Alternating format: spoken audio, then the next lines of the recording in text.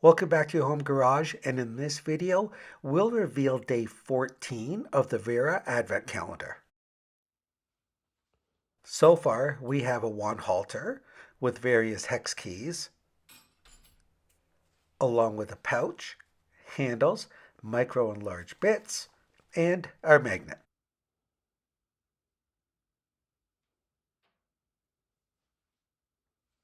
Now let's see what's behind number 14 as we move through the numbers 1 to 24, which represent the days in December before Christmas.